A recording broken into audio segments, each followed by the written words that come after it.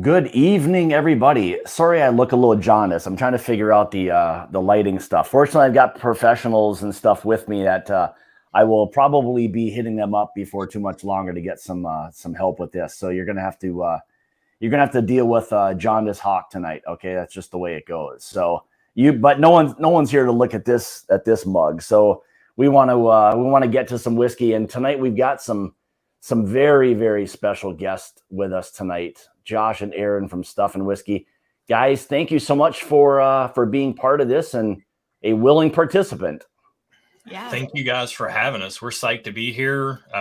We've got some Blue Note and Memphis ties over here. Erin grew up down in Memphis, and we don't live far, and we go down there for fun sometimes. So yeah, we've got a little bit of a soft spot for them. Well, that's good. And I think that's that we were happy to kind of get you guys on and kind of give us that little bit of a perspective. Now, we know the whiskey's not necessarily coming from there now. Well, I know some of it. I guess you guys can maybe touch a little bit on the Juke joint. Now, you may know more than we do. So if you do, kind of fill everybody in a little bit with the whole kind of Juke joint and what they're all about. Well, interestingly enough, especially me, I like higher proof stuff. So this is right in my wheelhouse. I know the Crossroads is like Source MGP with the French Oak Stave stuff. This stuff is all Green River.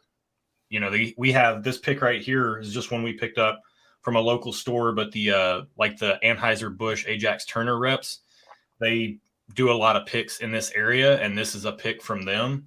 And it was one of those warehouse collapse surviving barrels. It was sitting in the store, and it was flattened on both sides like a pancake. But they said not a drop leaked out of it. So that was pretty cool. But yeah, warming up the palate with this before we get into this right here.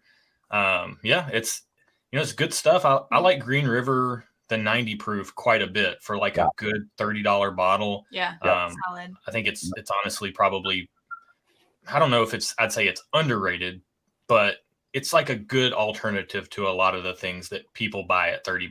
I think right now, like even with all of the stuff they've been doing, it's still kind of a little bit of to me anyway, like a lesser known brand. You hear it, people loosely know what it is, but then they just kind of, pass it by. And I think just because they don't know enough about what it is, and hopefully, and again, with it now being kind of Green River, I think it'll be interesting to kind of see, because that's a distillery I think that's kind of popped up on a lot of people's radar, even more recently with it being acquired by Bardstown Bourbon Company. So maybe this will kind of springboard them into even, bigger and better things. So. Yeah, I think Green River with their $35 bottle that they released, that's probably one of my favorite bourbons this year that came out, honestly. That might make, that might make my top 10 this year of bourbon, just because so many of the limited editions have been so disappointing to me this year. But that bottle right there, for the price and the quality and how good it is, I mean, I don't see how it can't be like a good top 10 bourbon. I love that bottle, and I really do feel like Blue Note would be probably more popular, especially the Juke joints and the cask strength variants of it, because of just basically availability. I think once it gets out, if it was out there and more available, I think it would definitely be a fan favorite. Yeah. No I think doubt. We recently tried that Green River bottle against Blanton's, I think. Yeah. I can't remember how it came up turned in out. one of our double blind head-to-heads. Yeah, I think that video is coming out soon, because I just did the thumbnail for it today. Yeah, I did that.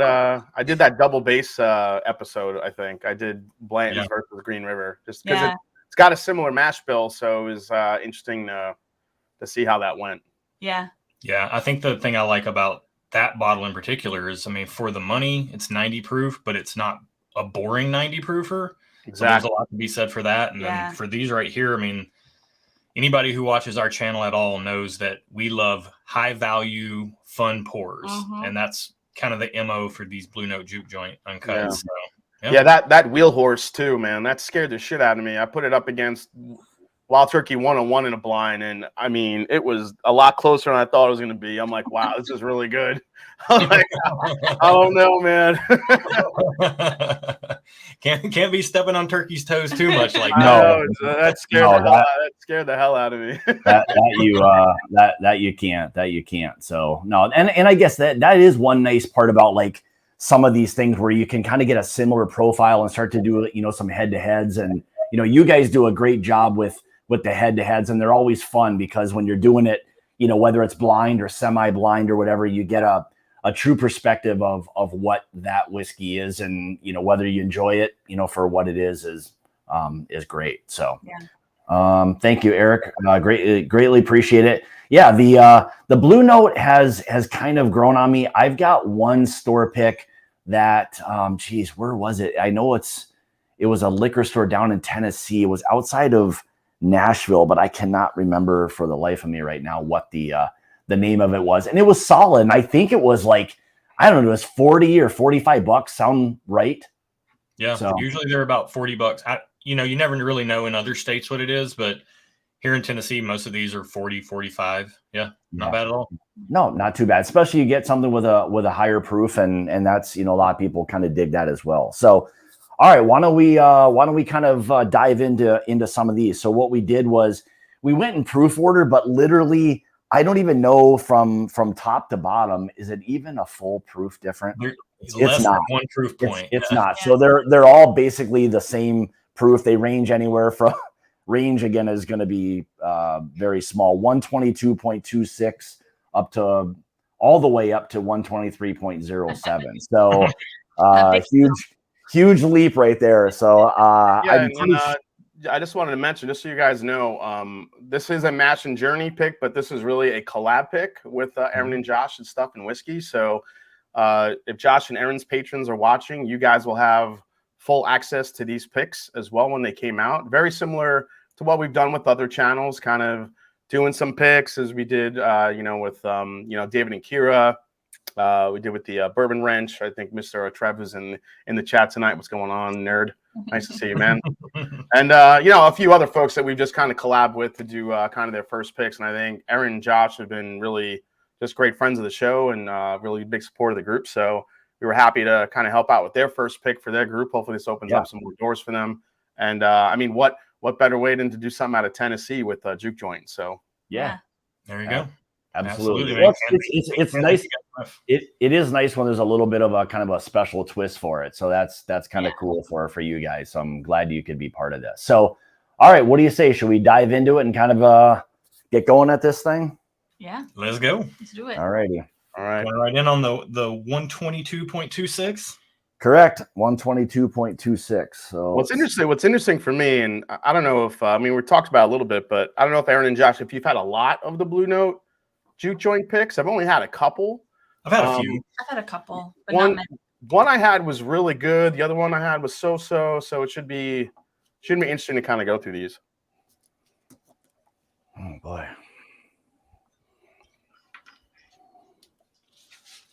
Is all the awkward sniffing silence coming up now? Everyone's gonna be breathing. Everyone's gonna be breathing heavy. I saw something like the other day with these. You guys probably saw it too with all the YouTube stuff. They're cracking down like these channels, like where people make sounds and all these goofy things. Like, all right, great. We just got demonetized because they sound like we're making a bunch of like crazy noises and stuff. Yeah, all the ASMR stuff. All that stuff. Oh, this is demonetized. This is a sexual live stream. Yeah, on the nose, I would not. If this were blind, I would not think that was 122 proof off the nose. No, I would agree. Wow, there's like a peanut butter note to me on this a little bit. Yeah, Scotty. Why don't you put a little background sniffling music on? Nice. You guys are brave. I'm too scared to play around in StreamYard with the background music. It always seems like it's too loud or too quiet. And I'm like, well, the background music too. What I notice is some tracks will kind of like distort the microphones and some don't. It's really weird. I don't know. Yeah. I mean, there's a little bit of a green, note to this one. Yeah, a little bit of a youthful note here. Yeah, I'm getting like a green woody note to it. Yeah, like kind of like a fresh sawdust type thing. Mm-hmm. Yeah, for sure. I don't mind. I like. I don't mind it. Yeah, but it's very baking spicy to me. Like not too dark, but yeah, some like light caramel, a little baking spiciness. Yeah, I can see that. Yeah, there's that kind of green apple note. Mm-hmm. Yeah, a lot of apple. All right. Yeah, you Okay. wonder. It does. You kind of get that little bit of like that fresh, like not overly, like I don't know how to describe it. Like greenwood. I think Josh said something about that. Yeah, like a piece of freshly chopped wood. I'm Yep. getting on this. Oh man, that's Yeah. that's Like, very interesting. partially sweet tea. I could kind of Oh, see yeah. that, like a spicy, Yeah. spicy Lipton. Yeah. Yeah, Spicy. that's probably a very good. That's a very Yeah, good. Spicy spicy Lipton. Yeah, that's a very good call. I didn't expect the rye spice to come through on the palate as much as it Oof. is. I think that's really playing into that tea note and Mhm. the light caramel, a little bit of sawdust. Yeah. Yeah, that's spicy and has some heat behind it. Yeah. But Yeah, not the- too much, I don't feel like. Yeah, I mean, I don't know. There's room, I think, for improvement off of that one. It's not bad. Yeah, AW, we talked about the source, Blue Note. Blue Note Juke joint is Green River Distilling. The Blue Note Crossroad French Oak, that's MGP or Ross and Rachel or Ross and Squibb, whatever you want to call that distillery now. And they source their higher age variants, the 8-year and the 17 years. Those are, I think they're still Tennessee George Dickel, but not put through the Lincoln County process, I think. I haven't tasted any of those from this year, so I don't know if the source has changed or not. But that's, as of last year, that's where they were getting their whiskey. So Yeah, and for me, like on that one, the finish for me is not great. There's like this bitterness on the back end for me. I don't know like what. yeah, that's what I'm that getting is. to. I get some of that on some new riff picks that people Yeah. try to pick, and I'm getting that same like little note. Mhm. Yeah, it sticks around. It's almost like that to me, running off of Erin's tea note. It's kind of that aftertaste that you get on an unsweet tea. Mhm. Yeah. Yeah. Like Yeah. you're just, yeah. I was going to say something, but it wasn't going to sound good. So I'll never stop Erin on our channel. keep that to yourself. yeah, I'll give that to myself. So this got a nicer kind of sweet oak on too. Oh yeah. Oh yeah, this comes in way more on the sweetness. Yeah, a little more round. This is a little more rounded. Rounded, more caramel. Yeah.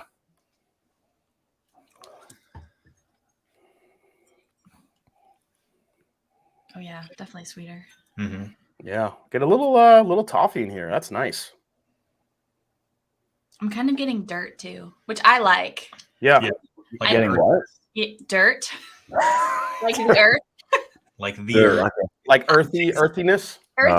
I like that though. It tastes of the earth or smells Yeah. of Smells of the earth. Okay. Smells Smells of of the earth. the And earth. that can go a lot of different ways depending on like where you live and stuff. So there's She like said- some places.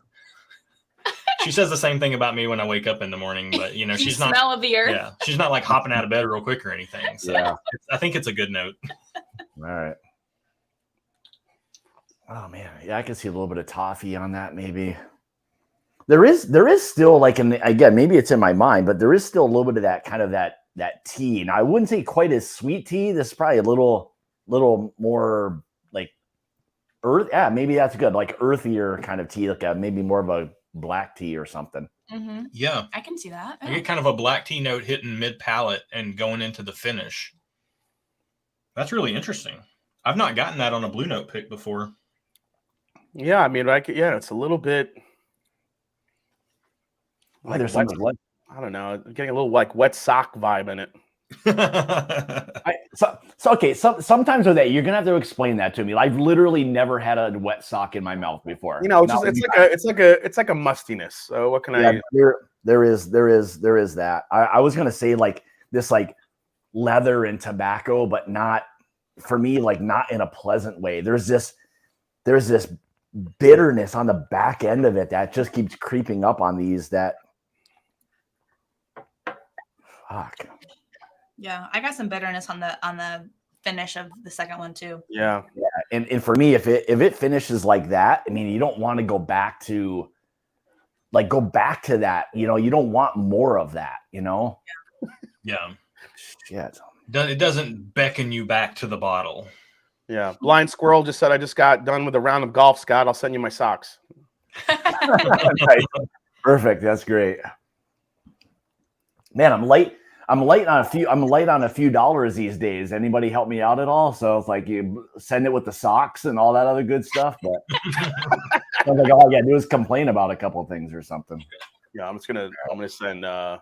gonna send Scott an 8-pack of Canadian socks. Nice. Those are warm. Hey, winter's coming up there, man. You got to stay warm. Coming. Jesus, it's already here for crying out loud.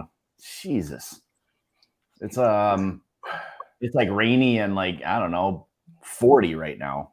Oh wow. Man, So not thinking these. not the greatest. All right, you guys on 3 already? Or I'm just nosing 3. I haven't. Nosing it, yeah. I'm nosing 3 too. All right. I wonder. We'll see how it plays out through the rest of the samples, but that kind of bitterness on the back end. I kind of wonder how much of that is youth, how much of it is the barrel specifically. Mm-hmm. I think these, from everything I've heard, are kind of like around a 5-year or so. Yeah. And then it's when was it put in the wood? Did it go through 5 summers or maybe 6 summers if it got put in? Get a little bit more wood influence. Well, and that's the thing. I mean, really, the barrel. I mean, I guess outside of age, I mean, is like the most important part of the whiskey and the profile. And now, again, as long as the whiskey going in is of quality, then the barrel becomes a huge importance in the overall aspect. I gotta say, I was a little bit down on 3 up front, but it's really opened up nicely here. Yeah, it doesn't smell as sweet as the other 2. I'm not getting the bright note. Yes, in 3. It's not more, it's not as sweet yet. It's somehow a little darker. Yeah, definitely darker. It's got a darker profile to it. Yeah, there's this perfume note that I'm getting on this thing. It's like this very floral, like, I mean, for me, it is for me on the nose, like sweet, but like a perfume kind of smell for me. Scott, I told you to stop using secret deodorant. It's not that. Have you guys drank it yet? No, not yet. Okay. No. I did. I'm sorry. I have something to say, but I want you guys to drink it first.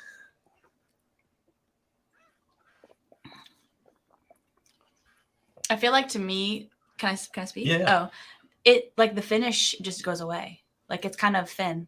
Are you guys getting that? I totally agree. It's thin, and it's probably the most citrus forward one we've come across. I'm getting a lot of, like, I almost got like lemon on this one on the palate. There's like a tartness to it. I could see that. I don't know if it's a power suggestion or not, but I kind of had the visual picture of like those lemon bars. Yeah. In my mind, but it didn't have the powdered sugar on top, which I really like that part. Exactly. It's missing. It's like the tart, but there's no sweet. You know what I mean? Yeah.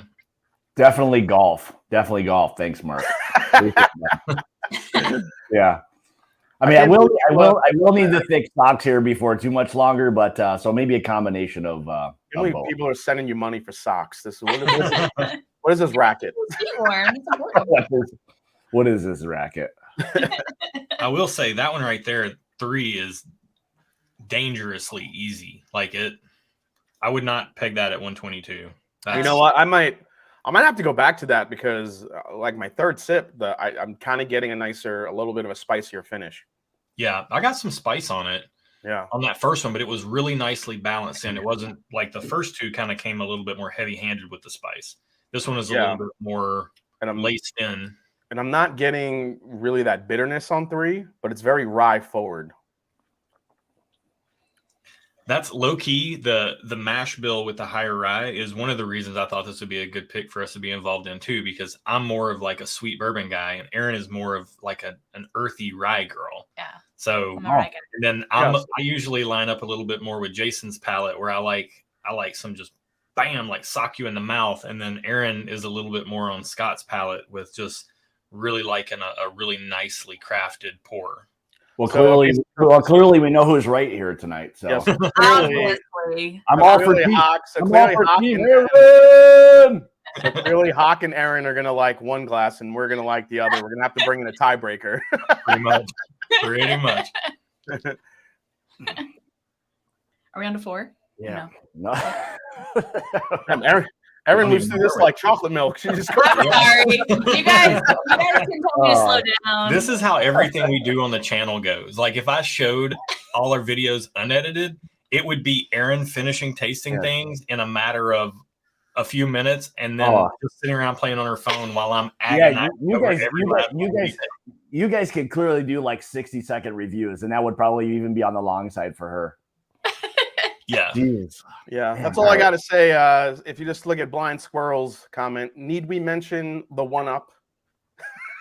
There you go. I was right. I will say this though, the Jackman ended up being probably one of the most unique Jack Daniel's single barrels ever that I've ever had, and I think there's something to be said for that. Can anyone hear Jason again? It sounded like he was bragging. Oh yeah, look at that. Look at his mic. There must be something wrong with this. Like this little, there's this little mic button with a slash through it. I wonder what the hell the deal is with that. Uh-oh. It's Scott's only power. It's not my only power. Don't make me jump your ass out of here. Oh, that's very true. That'll be 2 against 1. It'll be 2 on 1 then. That's very true. I need a partner over here. I know. Josh is like, don't leave me. Now for me, like I would say so far, like my favorite one is 3 of all of them so far. Like for me, like I got to go back through them. I'm not going to judge it until these get a little airtime, because they're all like funky and weird in all different ways. So yeah, they are different. That's for sure. I will say that's one of the things I notice a lot about Blue Note picks is that they are, maybe it's because of the shorter time in the barrel, but you get, it's not like the scope is fairly narrow. Like you can get a pretty vast array, but you guys have done enough barrel picks to know like 2 barrels sitting next to each other in the warehouse can taste wildly different. Yeah. 4, I'm curious to get Erin's take on 4 because she probably drank the whole thing already. I haven't tried it yet. I was waiting. I was trying to slow down. So that whole sweet tea note that you've been talking about. Oh, you've already tasted 4? I get it on 4. I get the sweet tea. Oh, Jesus, you guys are way ahead of me. All right. I can kind of get it. I got it way more on the first one though. But like somebody poured a little dirt in my sweet tea on 4. I mean, I ain't mad at that. Like you're drinking it outside. Like if you can transport, it's just like all of us, if you can transport Erin to a place. Yep. Like she used to, she's talked many times to me about sitting on her friend's front porch in Memphis drinking sweet tea. Yeah. And if one of these can take her there, we'll probably never get her off of it. I would go to my friend Karen's house because her mom always had sweet tea made. Always. My mom didn't make sweet tea because it had too much sugar, obviously. But my friend Karen, her mom always made sweet tea. So I would always go to her house and drink it. And it's so good. It makes me think of Memphis. You can't beat sweet tea, that's for sure. I'm having a moment because every time we go to the next glass, I feel like it's a little darker than the last glass. And then I think to myself, there's no way that it's like escalating that way. But then I go back to the last glass and sure enough, it is escalating that way. So for me, go on. No, go ahead. I was going to say for me so far, this 4th one has the best balance of spice that ramps up, but it doesn't hit you too hard.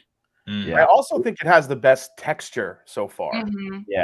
It reminds me of like a rick house, like light, not fully amped up, but there's a little bit of a rick house effect to it, but just a little bit softer, not just full blown.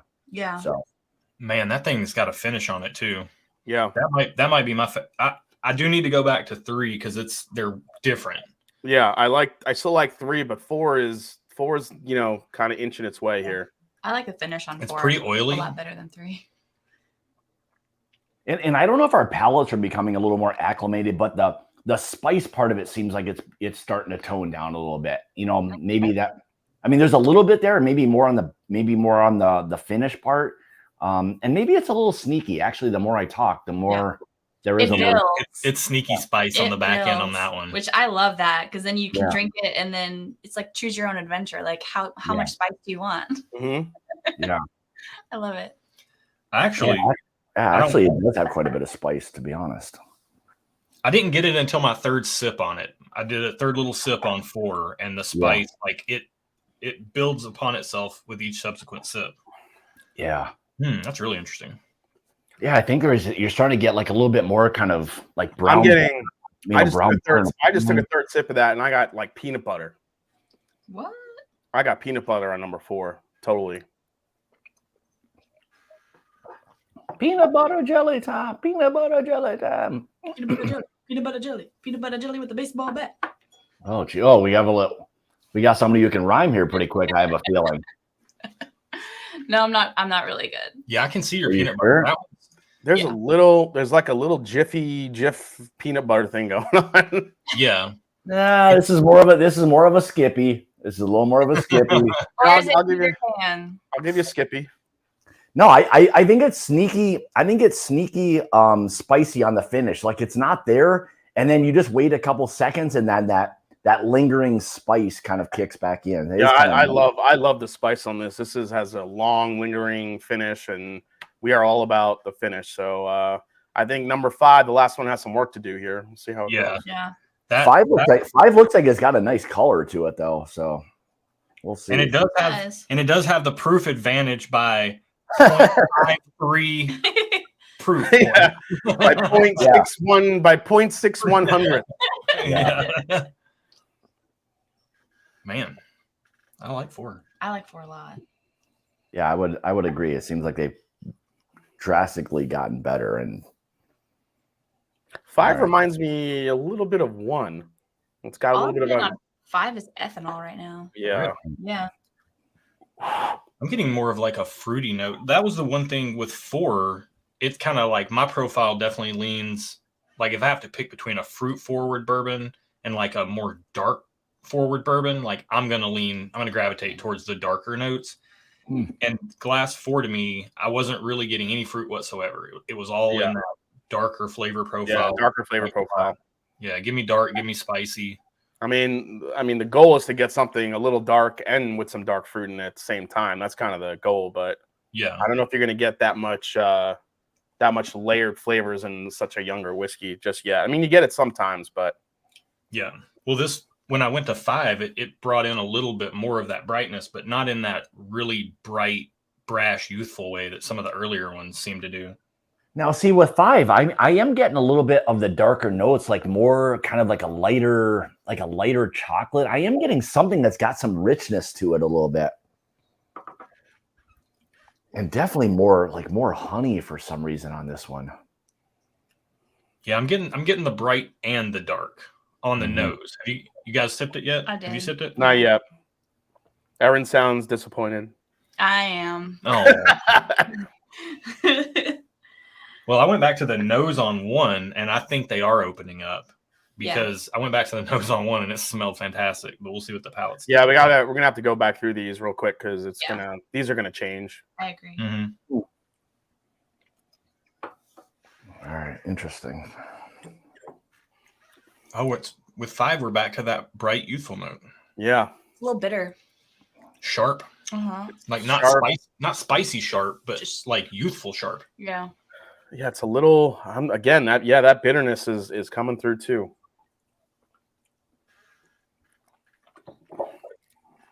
All right, I got 2 front runners, but it all takes time. You got to give it. You got to give the glasses their just dues. I got my front runner already. Number 5 came off a little bit sweeter than I thought it would, but yeah, there's just not enough.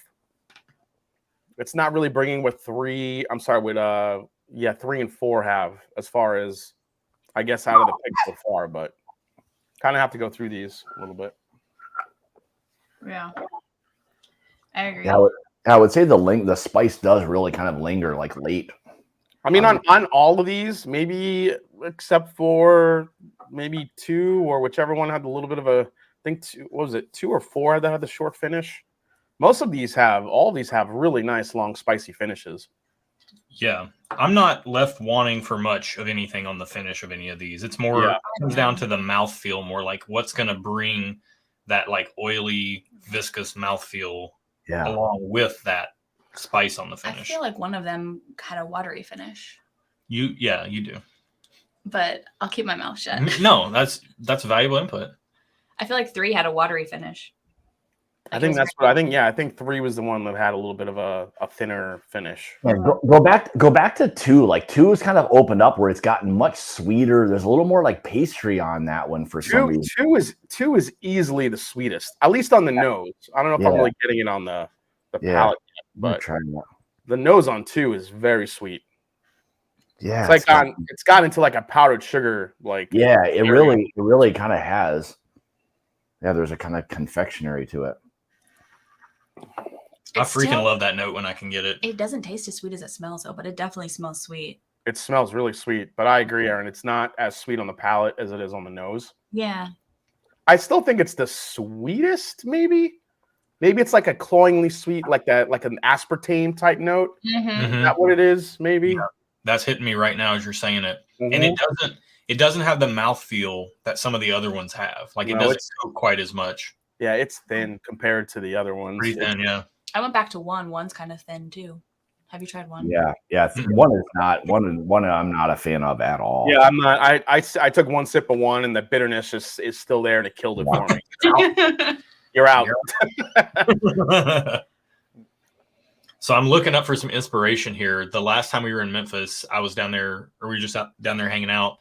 And I have right above our camera and computer situation, we have a really large print that I took on Beale Street down in Memphis. And it says, put some South in your mouth. He said Beale Street. He said it with a Southern accent. So it sounded like Bill Street. It's Beale Street. Beale Street. Yeah. Yeah, it says put some South in your mouth. Yeah. And Southern cooking it's all about, you want it to stick. To stick to your ribs. Yeah. I'm looking for one of these. You Southerners just sticking shit in your mouth. Just stuff it in there. Just stuff it in there. We're a little more reserved in the North. We don't just put shit in our mouth without there being a good reason. So. What do you mean? I saw you eat moose shit once. Don't make me mute your ass again, okay? I thought that was a delicacy up there. You didn't see me eating moose shit, okay? Yeah, you had it on the barbecue. It was delicious. No, that's ribs on a stick, is what that is. That shit's amazingly good. Hold on, ribs on a stick. Have you heard about this, Scott? Tell them about ribs on a stick, because I got introduced to it when I went to Wisconsin to visit Scott, and man, me and my girlfriend Kim, we were eating these. We look like fucking carnivores, man. It was delicious. It's basically just short ribs that are like they just like soak in barbecue sauce. There's like a local butcher by us, and they make tons of these things, soak them in their own barbecue sauce. Basically, literally put them on a stick. You throw them on a grill, and they're nice and tender. And yeah, they've got that like short rib, like fat meat in them. It's so good. And then you tell someone like, oh, I ever had a rib on a stick? And they're like, no, I don't even know what you're talking about. Sounds nasty. Until you do like the Southerners do. You just stuff it in your mouth, and it's like you're welcome. You're welcome. I mean, what's the worst that can happen? Sounds delicious to me. Yeah. It is absolutely. It was so good. I couldn't stop. I mean, I was like, man, I must have ate a whole dinosaur that night. It was crazy. Yeah, they're fantastic. So, yeah. All right. So, do we want to at least eliminate number 1? Yeah, I would say 1. Are we all in agreement that we can get rid of 122.26? Yes. Yeah. It's out for me. Out. As I went back to it, it reminds me of every Blue Note Juke joint bottle I've ever bought or tried that I never wanted to reach for. Like it just sits there and I look at it and I'm like, nah, I think I'll drink something different tonight. Yeah, exactly. And I think that's what falls in line with ribs on a 2x4.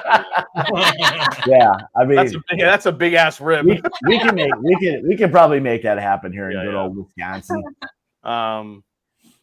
Yeah, I think it kind of falls the same line thing, when you tried the different new riff picks, when you're trying something in that 4-year mark, I mean, there's picks out there and then there's picks out there that are really good. And I feel like there's more of the former than the latter, unfortunately. So let's see here. Don't you know? Do I sound like that?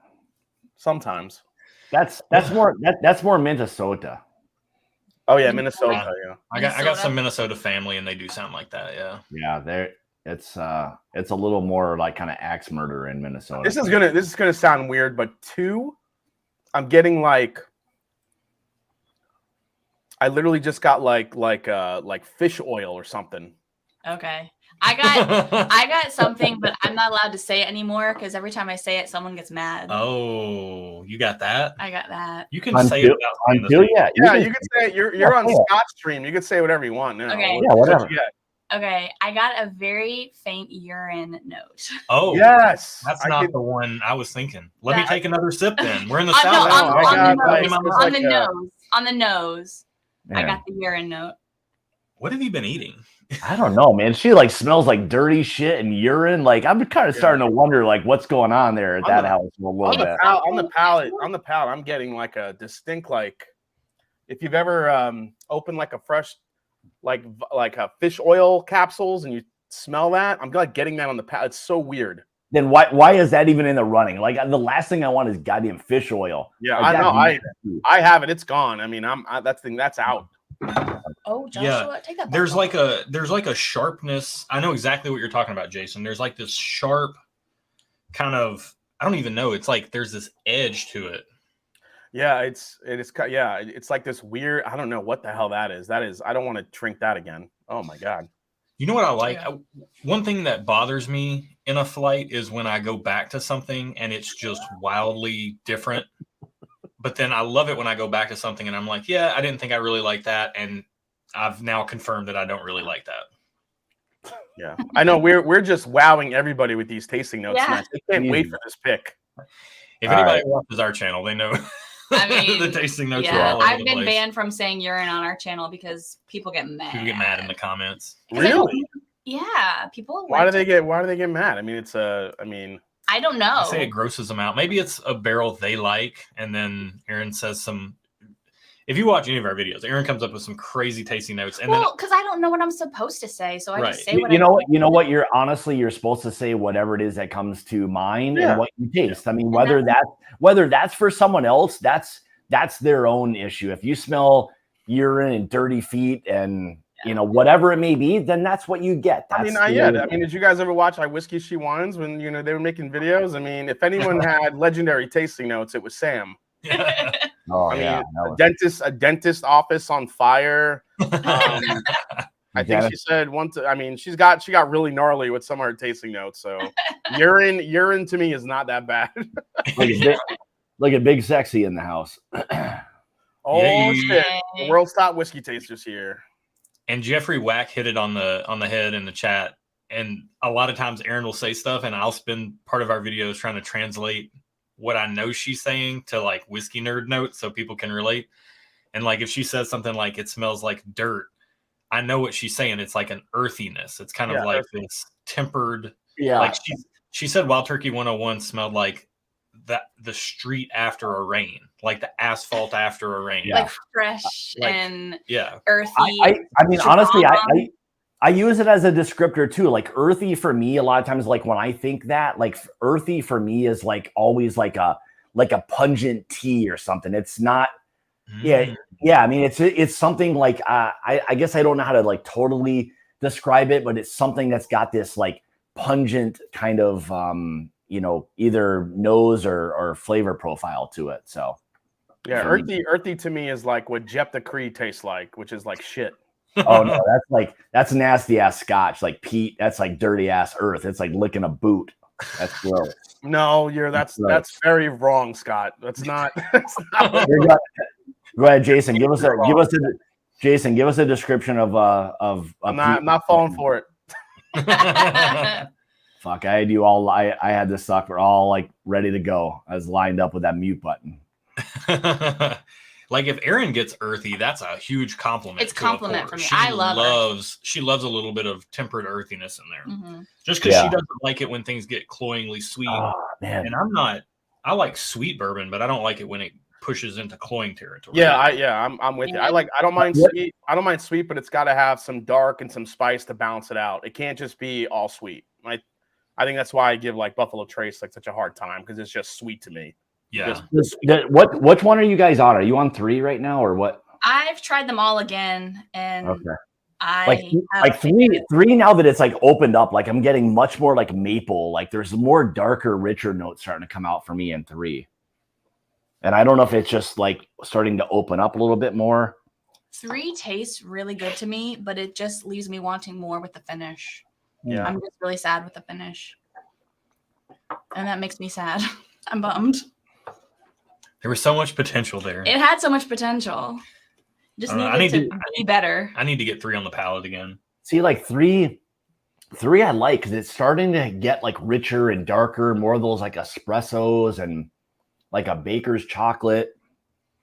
But I would agree, there's probably not as much spice like on the finish part of it. I wish that would kind of linger a little bit longer. You're getting espresso on 3? Yeah, a little bit. There's those darker. I'm getting a little more of the darker, richer notes that are kind of starting to come out. I need a cup of coffee. I'm not getting that on 3 though. It has gotten better though from the first time. It went through it. It's better. I still think it's lacking on the mouthfeel compared to 4 and 5. Yeah, I would agree. It probably is a little bit thinner. I think this is this is the 122 proof Blue Note pick for people who want the proof, but they don't want to deal with that. Like they want 122 proof in their body, but they don't want it on their palate. That's that pick right there. Let's say it. You just want to say in your mouth. I know you wanted to say that, and you didn't say it. Oh, he censored himself. Like when I'm drinking 120 something proof, like I don't want it to be crazy sharp or abrasive or anything like that, but I want it to kind of come in and take over. And four is really nice. 4 is a really I don't know if you guys can see, but 4 is like way up here on the table, which means it's probably way up in my opinion. Is that the ranking scale? The further away, the further the whiskey, the better it is. Yeah, the closer to the camera, the more I like it. There is a little more dryness to 4 for me. It starts to kind of dry out the palate a little bit. I would agree. It is a little bit drying because of that spice and that finish, but it definitely easily has probably the longest finish out of the last 3 here. It still does have those kind of like dark, richer notes. It's probably a little more of a play off of 3. I don't think for me as much maple, but 4 does linger with that spice and I don't know, man. 5 has gotten really good too.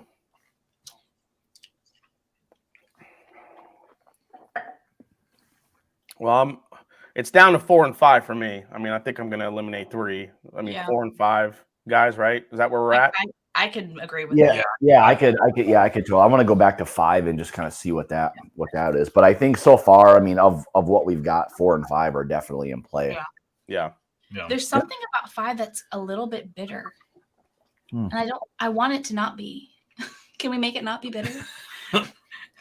Right off first pass, these are my 2 favorites for sure. And I'm glad to see that they're still sticking around. Like none of these pulled a switcheroo on me. Yeah. Yeah. See, 5, I still have 5. I'm getting this like slightly youthful note on it again.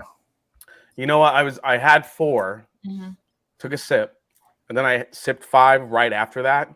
And I'm like, ooh, that's getting better. And then I just drank 5 again on its own. And then, then it got to that. It's like bitter or is that the youthfulness that I'm getting is bitterness? The youthful bitterness kind of came out. So I'm going to go back to 4 here. I think 4 is the leader in the clubhouse. Yeah, I like 4. Yeah, 4 is. I would drink 4 all day. 4 doesn't have any bitterness. 4's got a nice little rounded oak influence. It's got some sweets. It's got a little bit of a darkness to it. I'm not getting really any like harsh, youthful note to it. That's a hell of a nice whiskey there for the age. Wow. Yeah. Chris, just save yourself. Just pass. It's hard pass. Just skip it. Okay, I'm telling you. Never had any to speak of. Chris Connor. What's a good scotch to start with? I mean, my scotch. My scotch to tell bourbon drinkers to start off with always is bourbon. Either Glenfiddich 14, which is all bourbon maturation from Kentucky, and then also go to something that's finished, something a little sweeter and a little bit of a higher proof. There's a 14-year. The 14-year. Which one is it?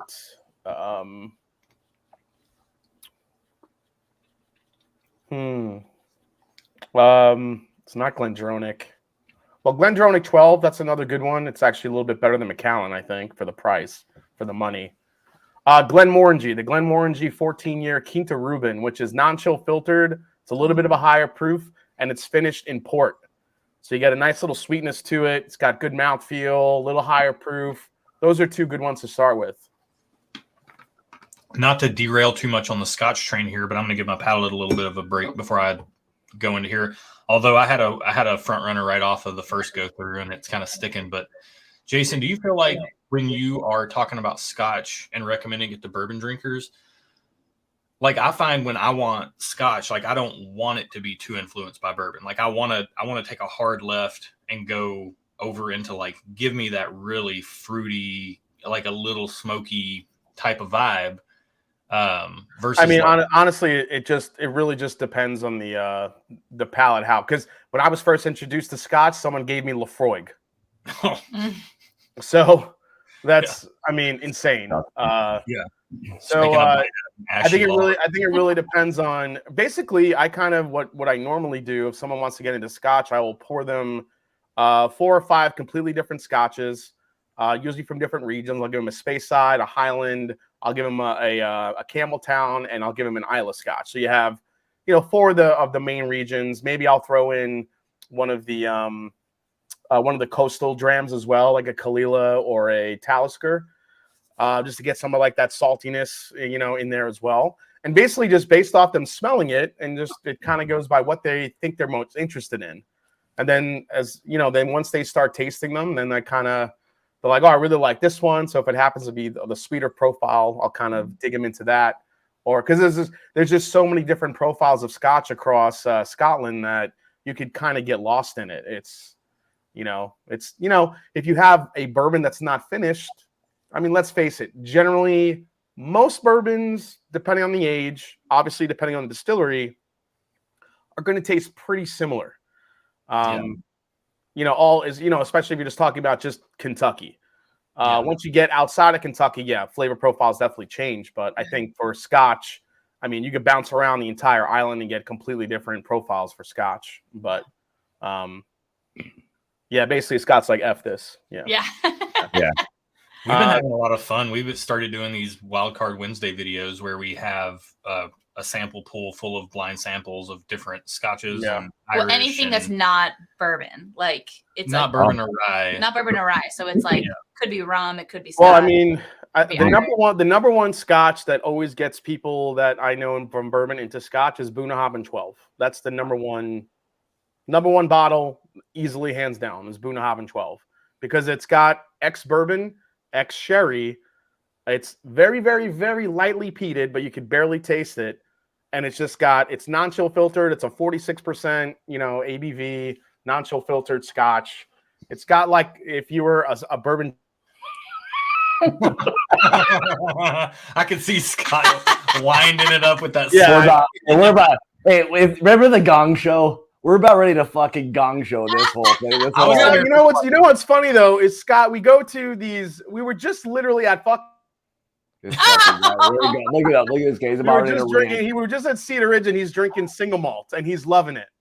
It's for me, it's hard to describe the difference for me with an American single malt and what some of it does versus like Scotch. As weird as that may sound, it for me, the transition is so much different. I don't know what it is. But there's some really, like when we were at Cedar Ridge, some of the stuff that Murphy gave us there, I mean, it was like lights out. It was really good. And it just doesn't have that profile of like what some Scotches have to me. I don't know what it is. I don't know how to describe that. But like his American single malt is basically like a double matured Speyside. That's the closest it can come to. Man, what was that last thing we had? That was this, and he gave us a little bit of this. I don't know. That was a pure sherry. That was a pure sherry matured single malt that you had. That was so good. Yeah, it was so good. It just blows my mind that you love that, but you don't love the Scotch version of that. So I don't know. I don't know what is different about the two, but for me, whatever that is, I really enjoy some of that versus there's not really many scotches that I've had that I've really enjoyed that much outside of like or different from like an American single malt. I don't know why that is, but that's just the way it is. You're broken. That could very well be. My wife might be able to confirm that for you. So. That's very possible. Oh, Jesus. Yeah, the ASWs, there was something different about those that I kind of dug too. Those were full of flavor. So I don't know what it was. I mean, those got into more of like that root beery coffee note, which I think we both loved. That note you don't normally get from a scotch. No. So I'll say that. Yeah. All right, let me go back. I want to go back to 4 and then go back to 5. There's something about. Yeah, I want to hear your thoughts once you do that. Yeah, I'm. Damn, it's not even now that I've waited a little bit. I am all about 4. Yeah, 4 is definitely much more caramely. Yeah, 4 is definitely. What's that, Josh? So basically, it doesn't matter what Scott thinks because we're all on 4. Yeah, even close. 4 was the best. From 4 the has been it for me since the beginning. I'm nothing if not faithful. But with that said, Scott, we want to honor what you have to say. So tell us what you think. Yeah, since you're the host, let's hear you talk about 5. That nobody. The last thing I need is to be like any more like BSing over here. So you guys do whatever you want. Hey guys. When they're done, someone just turn this shit off. You guys all have a good night, okay? Well, no, Scott. In all seriousness, did you go back to 5? What did you think of it after going back to it? I've not gone back to 5. I think 5 got better, but I still don't think it's to the 4 level. Do we also have an idea of like yield on these things because this should be priced pretty well? Yeah, these are gonna be in that like what $40 to $50 range, I think, and a lot of good amount of bottles. I mean, it's young whiskey, but unless we fucking somehow picked a short barrel on this, that seems to be the way we go. I wouldn't put it past us. I went on a 1792 foolproof pick with a local store, and it yielded 114 bottles. And I was like, oh man, that's nothing. Yeah. That's nothing. Scott, why don't you tell them about our 2 barrels? Scott went to Peerless, tried a barrel. How many bottles were getting out of that one? I don't know. There's they said maybe 60. Maybe 60. And that's not even the worst. So like our worst the other day was Bobby from Foregate called me. He's like, I got good news and bad news. I'm like, all right. I'm like, well, whatever. We'll skip over. Well, whatever. Long story short, we have 6 cases of bourbon. Wow. And that's in a case of bourbon being 6 bottles. Yeah. We have 36 bottles of toasted 10-year-old MGP to give to 1,000 people. So do the math. Do the math. So yeah, we're quickly becoming like the short barrel club is what this is quickly becoming. We will welcome something that's got like a 1 in front of it, and if it's got a 2 in front of it, even better. So yeah, we were. I mean, unfortunately, I don't know. I still can't figure out how they didn't know that little bit of liquid was in those barrels, but whatever. Yeah, that's what I was wondering. I mean, they have to move them from where they're at to bring them to you to taste. Josh, that's exactly what my point was. Like, you have to put them into a new barrel to toast it. Didn't somebody tell you, like, hey, dude, there's like a gallon of fucking whiskey in here? Yeah. Apparently there was something that was lost in translation or whatever, because mostly all of the bourbon, that aged bourbon that went in these toasted barrels, there was very little. And I think Minnick had the most, and it was like 125 bottles. So, which just goes to show you that we pick better barrels than Minnick. No, I'm kidding. I mean, 36 barrels. I mean, or 36 bottles. I mean, that's a concentrated bourbon, for crying out loud. So yeah, I mean, it tasted that way untoasted. That's why we picked it.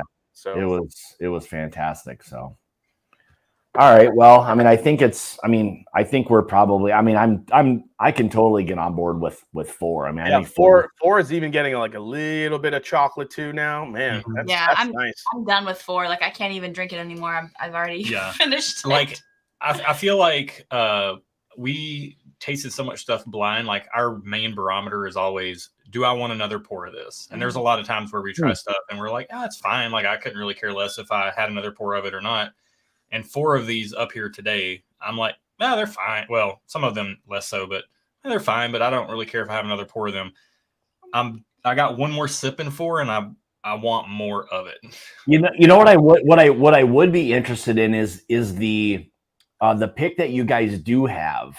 If you could pour just a little bit of that, and I guess give us a little bit of a description, and if one of you two want to like blind each other and just see like what you get versus the other, I'd be interested to kind of hear, just as that one being a benchmark, to kind of see where we're at with these. So that was the low proof one. Yeah, that's the Green River. We warmed up pallets with a sip of Green River and then a sip of the one that we had. Wait, real quick, guys, just so I know, we're picking barrel 18102. Is that the winner?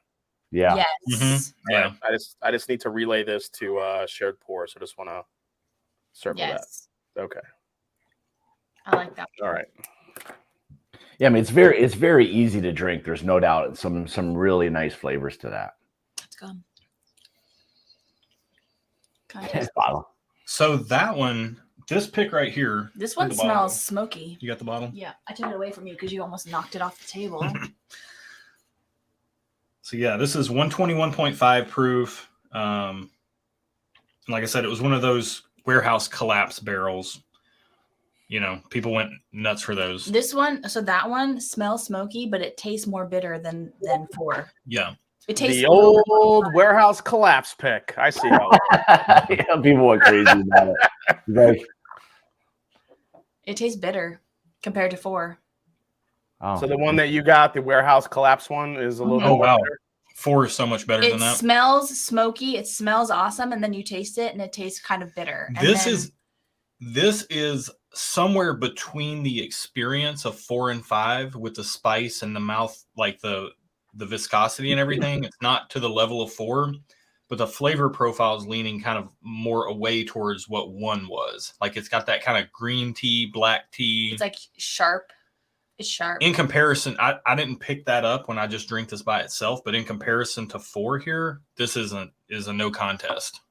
This is, as Matt Porter would say, this is a stop in the first round at 14 seconds by flying knee to the face. 4 wins. Jeez. All right, by that much. Okay. All right, good to know. Yeah, I think I like 5 better than this too. To be fair. Yeah. Yeah, 5 kind of grew on me a little bit. I mean, I love 4. I mean, 4 is a really nice overall bourbon. I mean, I guess, price point, if this thing's $40 or $45, I mean, Jesus, that's kind of a no-brainer. Yeah. Yeah, I don't know of how many other bourbons are out there for that low of a price at that high of a proof? I mean, people talk about Old Granddad 114 being just an absolute value superstar, and I would buy 100 of these before buying an OGD 114. But to be fair, I'm not in love with OGD 114 like a lot of people are. Are you not a huge like Beam fan in general? No, I'm actually a huge Knob Creek fan, but I get like this sour note on the end of OGD 114, and I cannot for the life of me get past it. Well, I think it's a high entry proof, again, higher proof, and it's probably, not the oldest. So you probably get that astringent kind of like ethanol kind of note that I think a lot of people do get with that. And I can totally see that where it's a little bit kind of off-putting. So this is really nice. Number 4 is just giving me all the feels, man. This is, it's got a little bit of like an orange peel kick now coming like through the nose here. I know Erin's smelling her empty glass. I know. It's crazy. Smell it. You have no more. It's all gone. You have no more at all. I have no more. Yeah. I think if I even. I have 1 drop. Oh, 1 drop. It's on the table. 2 drops. 2 drops. That's it. That's good whiskey. Don't waste that. It's so good though. Oh man, yeah. I find myself just sitting here in conversation with you guys, like continually reaching and just wanting to smell glass for it. Yeah. Yeah, it's gotten way like sweeter on the nose for sure. It's Yeah, a this lot- is just. a lot I'm sweeter. curious if this is actually still sitting in the barrel, Yeah. and I'm hoping like this got even a little bit darker, and I don't know, but I mean the flavors on this, I wouldn't even peg this as even the same league as the other 4 we had. This is just on another level here. So, I'll tell you what I would not peg this as, personally speaking, having had several Blue Note picks. Blind, I would not peg this as a Blue Note pick. Really? Yeah. Why? Wow. Why? Because with Blue Note and Green River, I get like this bright kind of green apple, caramelly, almost like in the best versions, it can kind of lean butterscotchy. This to me is just like it has like a kind of a fluffy nose. All right, so you kind of associate a lot of the other Blue Notes with like a little bit of like some like youthful kind of tannic notes in a little bit, kind of like young wood kind of notes. Yeah, and I give them a pass because it's $40, and it's like, okay. Yeah. I mean, I get it. You're getting a lot of proof, and it's a fun pour. It's a fun bottle.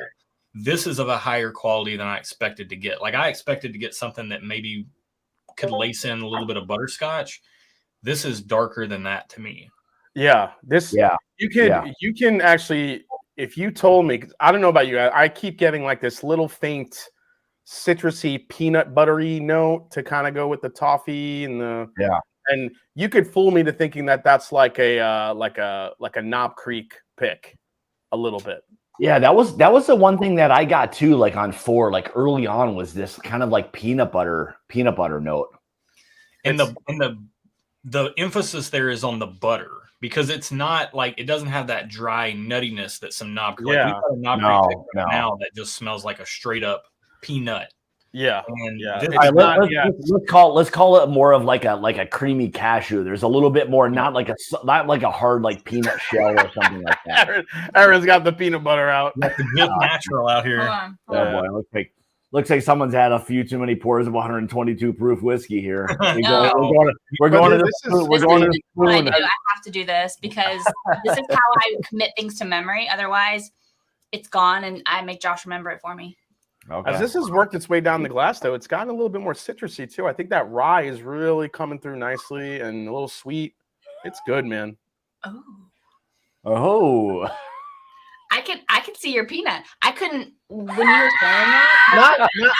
You can see my peanut. I could see your peanut. Hey, good night, everybody. Good night, everybody. Oh, Jesus. Yeah, I couldn't get that at first. Jesus.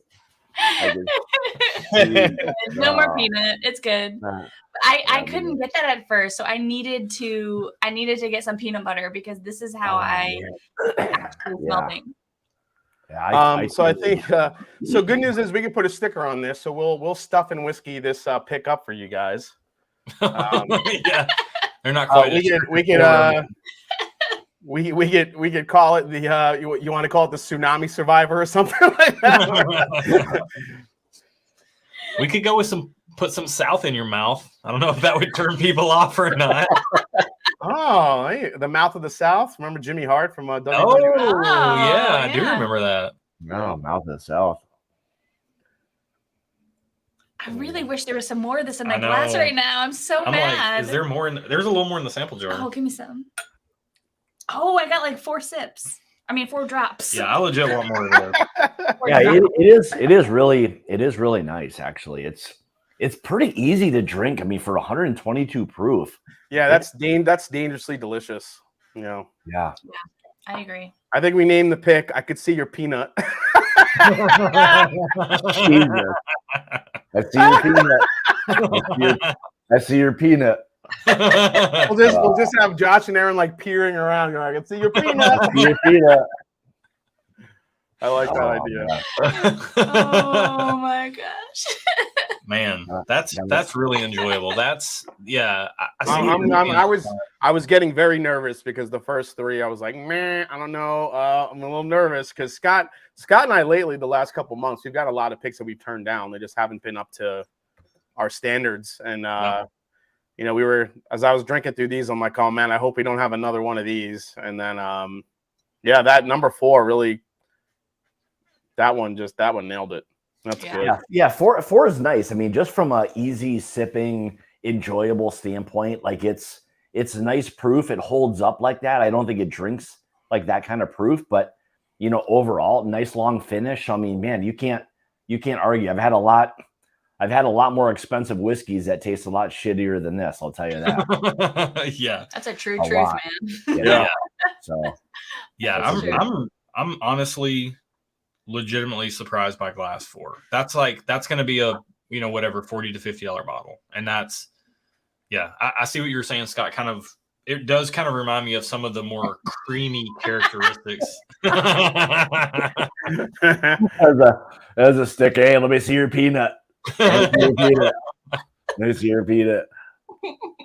Yeah, it's just I mean, it's just like at the end of the day, it's an enjoyable whiskey. Like, I mean, if it's just it's just really, really enjoyable. I gotta say though, I mean, not just because it's not because it's our collective pick, but out of maybe the 4 or 5 juke joints I've had, that's easily the most enjoyable one for sure. Yeah. I had one that I really liked that was really, really citrus forward, but it had a little bit of that slight bitterness to it as well. It was kind of like this citrus toffee combination, and I like that combo for the most part, but it still had that little bit of a youthful kick to it. But easily my favorite. I thought that the palate outweighed the bitterness a little bit more. But this one, I've never had this one kind of that dark. It's nice. All right, what about here you go. What about Mr. Peanut standing at a urinal? Although no, that's the pick for Glass 4 did not have any urine notes. Let me see your peanut. It was just Glass 2, right? Well, we'll definitely collab with you guys because we could definitely sticker these. In the bourbon market we're in stickers are kind of getting a little bit more regulated. Looks like we could still throw a sticker on these, which is good. So yeah, it'll be good. So yeah, these are fun bottles, man. Yeah. This is, like I said, I've got the 90, and this is going to be a gross injustice to the Green River bourbon, but when I taste Green River bourbon, it has that brightness to it. It's got that kind of youthful bright note, and some of these picks, when up at barrel proof, like that's amplified. And this is 4 is wild. Like, we were ready to come in here, full disclosure, like, yeah, this is our first pick we're doing with our group, but we're coming in here ready to turn them all down. And Jason, I was with you, like off the first 3 started to turn the corner a little bit, but I was still like, that ain't it. That's not it. And when we hit 4, you always have to have that mindset of being, no matter whether you're doing it like this or in person, like you have to be willing to walk away. Like when we did the Elijah Craig barrel proof, we were literally 1 barrel away from walking away. Like it was not going very well. And yeah, I mean, we've turned other things down that just didn't kind of meet our expectations or kind of where we wanted things to be, or in comparison to another one that we did. So yeah, you always have to have that mindset of just willing to walk away, and you're not going to offend anybody. And if they're offended, well, step it up and do something different. I guess that's all I can say. I mean, if we're going to say you don't like it, roll out more barrels. I mean, what am I going to tell you? I'm not picking anything just because we're here and I'm supposed to. I felt like, when you've, built up a nice group that Scott and I have with that expects us to bring flavorful, delicious whiskeys from the front of the palate to the back of the palate, give you everything that you want. I mean, that's what they expect now. So we're not just picking something to pick something. So no. Right, I feel like I think that's how most groups should be. And I think, a lot of the groups that we've talked to, that's what they look for too. But I feel like, I think you guys put it like some of the juke joints pick you have, and they're bitter and they're kind of like, who picked this? Like, why would you pick this bourbon? But, were they picking it just to pick it, or I don't know. Did they really think it was that good? I have no idea. So, yeah. At the end of the day, it's about trust, like you're building, you're putting your name on it at the end of the day. Yeah. Exactly. You better. Yeah. That's one thing. I mean, whether it's, you know, again, like, you know, when we're out doing things, like, I mean, we take our time, like, you know, even when we were at Cedar Ridge doing that, I mean, we spent quite a bit of time, a couple hours with a handful of barrels, and we wanted to make sure we had it right. And, you know, again, depending on where you're at and who you're with, they may roll something out, but they may be like Heaven Hill, and like you get 3 barrels, and if you don't like it, tough shit. That's the way it goes. You're on, you know, just leave. Yeah, I heard New Riff's kind of like that. They roll out 3 or 4 barrels, and if you don't like what's out there, then that's it. It's like they don't roll anything out for you. You know, bye.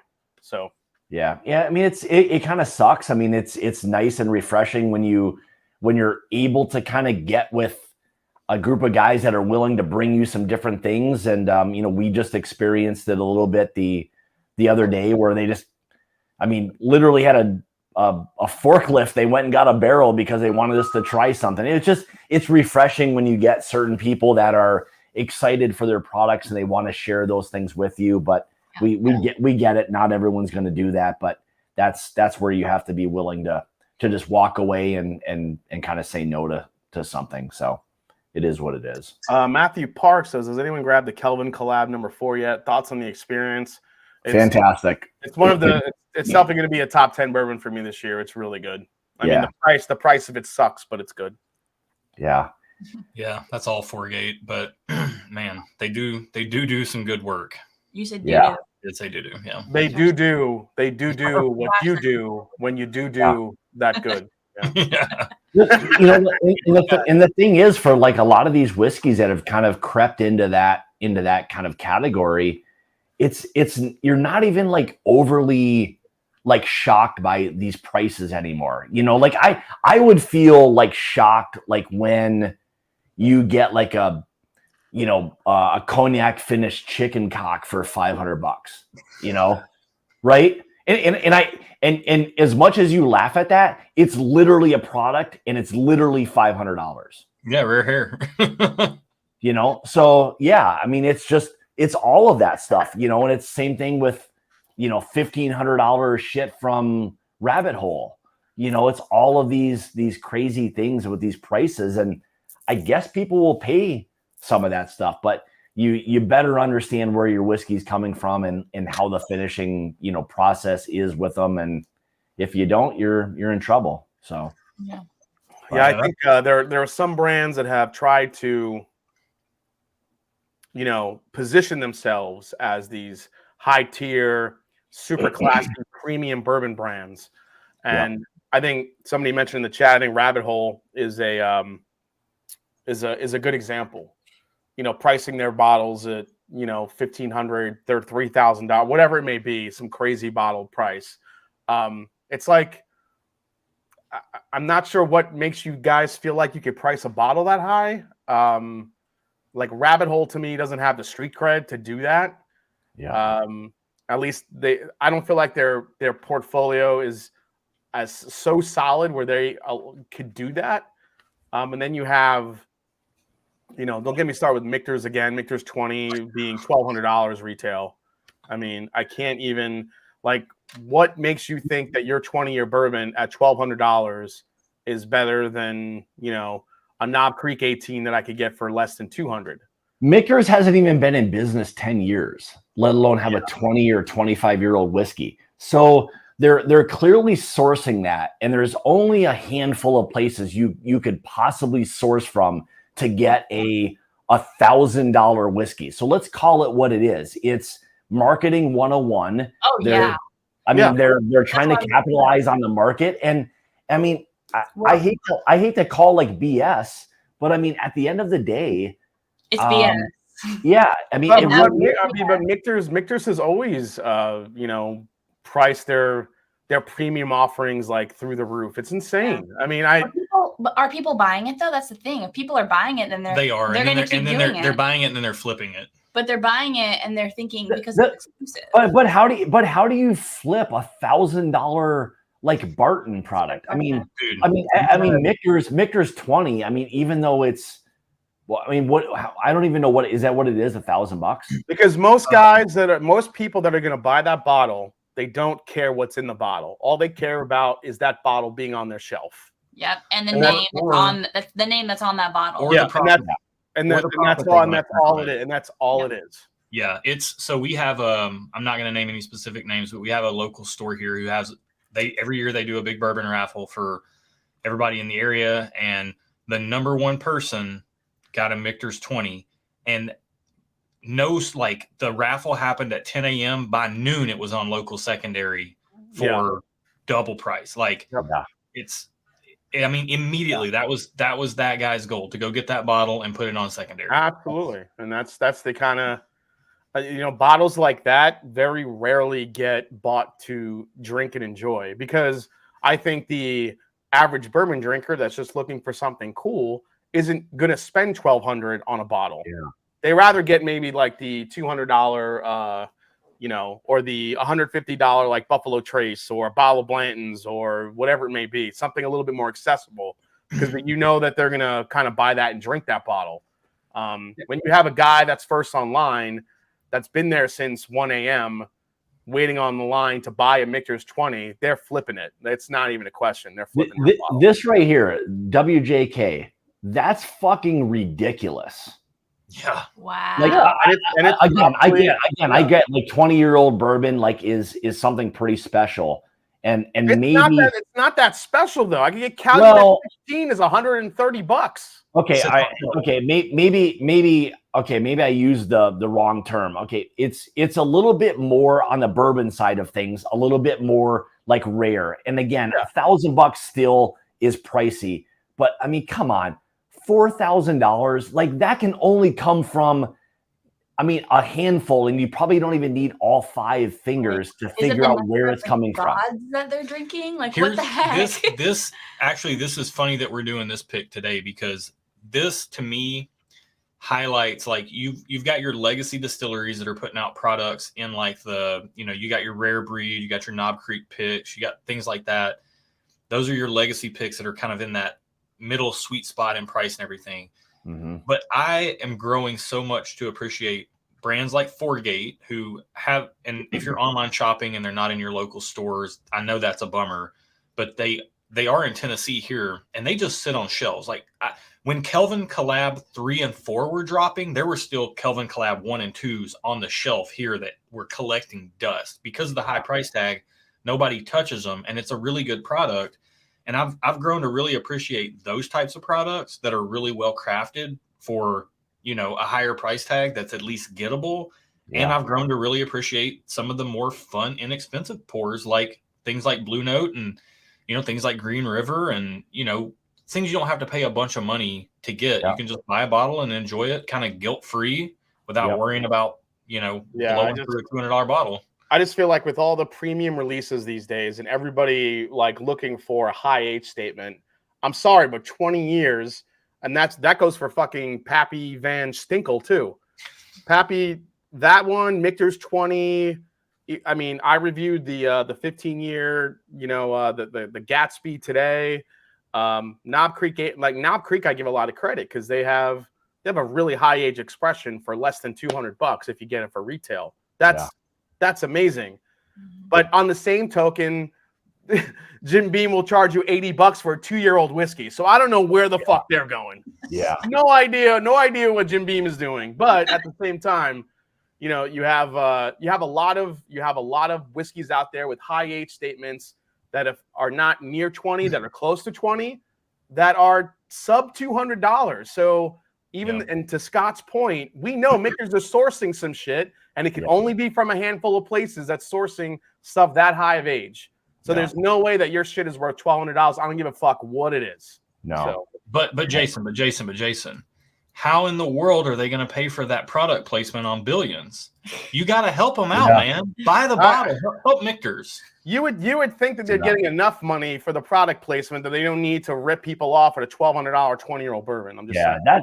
That's the part that like kind of is disappointing to me, is that like they've not only like taken advantage, but it feels like they've taken advantage like times 2 or 3 for a lot of these things. Because I mean, at the end of the day, I mean, as probably expensive as it is that they're buying that, they've probably had it for a while. I mean, it's just, I mean, it's literally just taking a huge advantage of the market. I mean, to charge that kind of price, $1,000 for a 20-year-old bourbon at retail.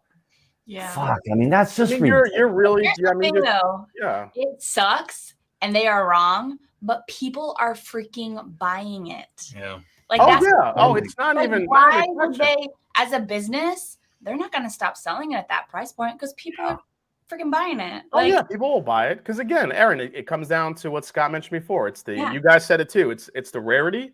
It's the one to have that on the shelf, or it's to flip. And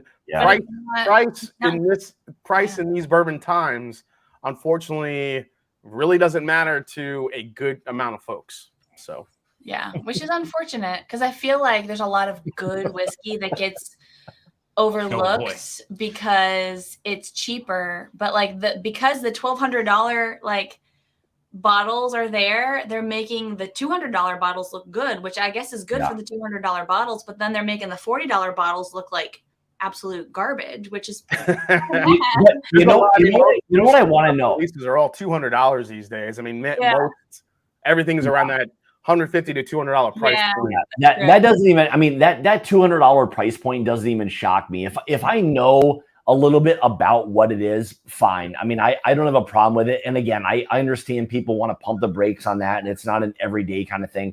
I get that. But what I want to know is, at $1,000, who is the target market and who is it that's buying all of those bottles? Because I mean, it can't be everyone who's buying it is just flipping it. I mean, I don't think.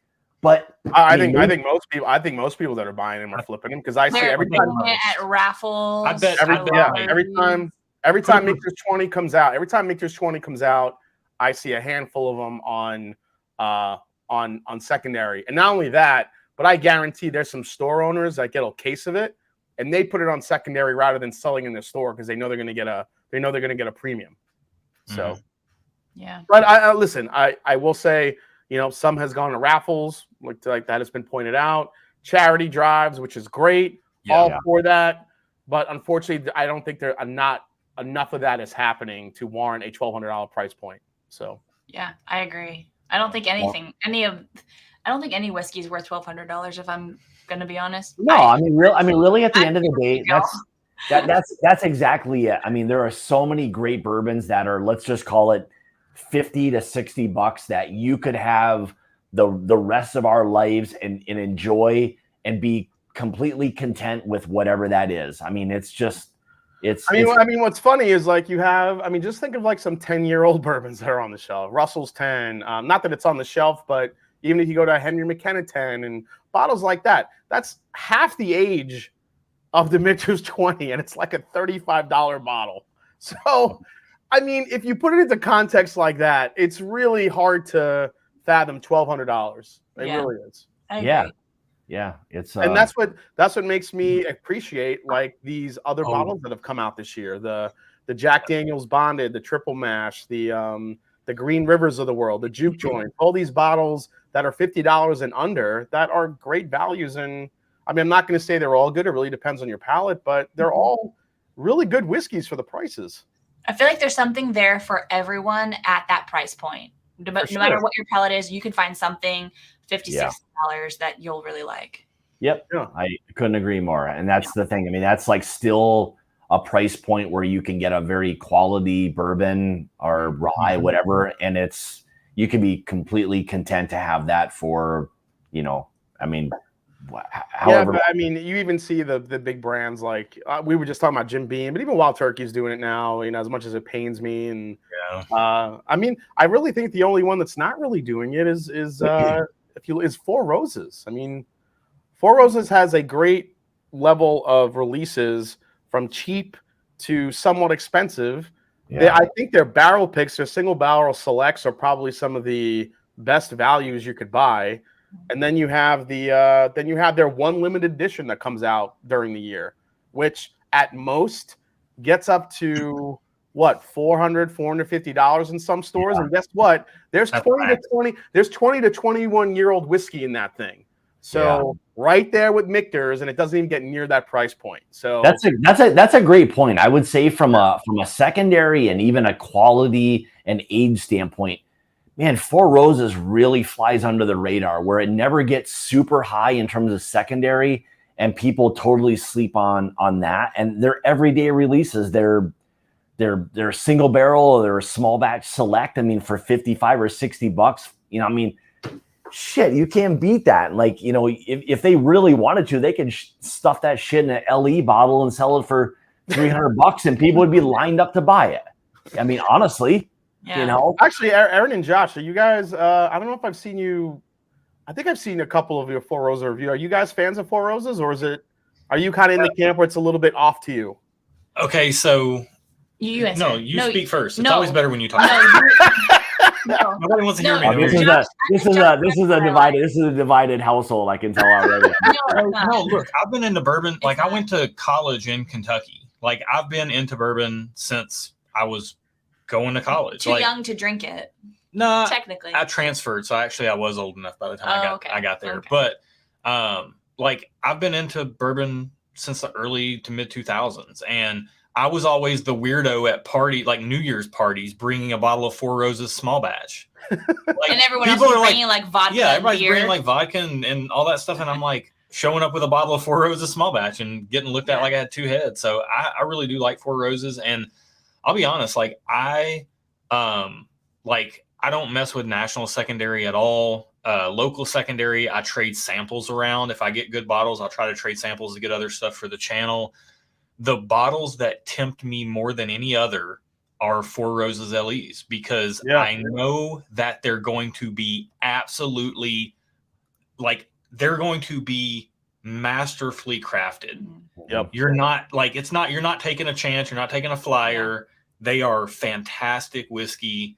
And the highest they ever get is $450. I don't think we have a ton of that in our blind sample pool, though, right? We don't. We had, but we drink a lot of it like on our own offline. Oh yeah, like Four Roses single barrel for $40 in our market, dude. Buy all day. I mean, and even the picks at $80, and normally those are anywhere from 9 to 11 years old. I mean, all day long at $80. I mean, holy shit, yes. There's a big Four Roses contingent in Nashville, so anytime a pick drops anywhere, like I swear stores are like dropping inside intel and people are just rushing out to buy them all up, and they're not even hitting secondary. Like, we have people who there's a whole group of people here that will go out of their way to go buy multiple Four Roses picks, and they won't even get out of bed for a BTAC pick. Like, Four Roses is huge in Nashville. That's a good point. I mean, you do see Four Roses picks on secondary, but mainly you don't see them often, not nearly as much as like other stuff. So I think, I mean, you could almost call it like the best value on secondary. I mean, in terms of like what it is you're getting for a lot of these picks or these LEs. I mean, I think where Four Roses falls, like, I don't want to say flat, but from the standpoint of they're more of a rich, delicate bourbon versus the big, bold, heavy hitting, high proof, like, you know, fruits and chocolates and all that everyone gravitates towards, you know. And it's like, it's almost like that dessert that some like fancy, you know, chef or something puts together that's great, but not gonna blow you away with like a, you know, some crazy flavors, but still very well done. And I love Four Roses from that standpoint. So yeah, I mean, that's a bottle I've never owned, but one of their LE bottles is one I'd love to get my hands on. But I have been lucky enough to have some really good picks, and I've been able to try some of the LEs, and I mean, they do good work. Like, in a flight, people talk about the Four Roses flight effect, where they don't really blind well. And I've never blinded an LE. I've blinded some picks, and some of the kind of shelf products, and I can kind of get the point there. But you know, it's funny us all talking here. Like, Erin, it's funny that we like it as much as we do, because Erin prefers rye and kind of like a little bit of a tempered sweetness. I prefer a good sweet bourbon, but I don't love it when it goes heavy into the cherry notes. So Four Roses is kind of like a nice little middle ground for us. Bottles around that we really enjoy. I mean, the Four Roses LE won my bourbon of the year last year. I had no idea it was gonna come into getting first, especially over the Russell's 13, which I loved, and most people universally loved last year. But it really surprised me. But I will say, yeah, I mean, generally they usually don't blind well because there's something with that rye and the combination, I think, that just really shows up in blinds. But I mean, who cares? If you drink it on its own, it's friggin' delicious. So yeah, I couldn't agree more. So, yeah. All right, well, we're an hour and a half in. I think we've picked our barrel, so we're in good. Hopefully, this will yield some nice bottles, and we'll be able to split them up amongst everybody and let everybody enjoy a good juke joint pick. Everybody in the chat, let's raise your glass to Erin and Josh's first Whiskey 2 barrel pick. It's theirs. Cheers, guys. There you go. You can have all this. You can have all of it. Yeah. Thank you guys for having us be a part of this. Thank you. This was so fun. I'm daggum happy with this barrel. Yeah. This is I keep smelling the empty glass. I know it still smells like I still can smell it. It does still smell. It smells good. And we gotta. I mean, before we end this thing, we just got a dadgum. You got a dag. I had to slip one in. I had to slip one in there. Dadgummit. Oh, Jesus. It reminds me of friggin' Dukes of Hazzard right there. Dadgum. Jesus. Oh man. Anyway, all right, guys. Thanks for being a part of all of this. I mean, if for some reason there's somebody in here that hasn't checked out Stuff and Whiskey, do you guys a favor and go check these Dadgummit 2 out and see what they're doing, and some really good stuff. So they've got a great channel. They have a lot of fun and put out some great content. So thanks again, guys. So yeah, another juke joint in the books, and we'll get this stuff all set up, and we'll get out links to everybody for all the participants. Yeah, I already sent Jay the message at Shared Pour. He's got it locked down. He's going to just check with he's going to check with obviously Blue Note. Make sure we tag that barrel, and dadgummit, I can see your peanuts. And yeah, we'll Josh and I will keep in the loop as far as like availability when we think this will drop, and we'll work it out where we can kind of launch it kind of relatively at the same time. Maybe we'll let you guys go first. You can kind of launch it to your patrons, and then Scott and I will pick up the rest if we need to. So okay. Awesome. Sounds great. Well, thank you guys so much. Yeah, it's been fun. Absolutely. On that note, we'll see y'all next week sometime. Yeah, and remember the moral of the story tonight: hide your peanuts. Yes. Yeah. At least when you're in public. Yeah. Or not if you want. It's fine. You do you. Or just take a spoonful of Jif and stuff it in your face, or stuff it somewhere, wherever you guys are. Wherever the Southerners, just stuff it in your mouth. What is happening? All right, hey guys, on that note, we're off the rails. We will see you guys next week. See you guys. Cheers, guys. Cheers, y'all.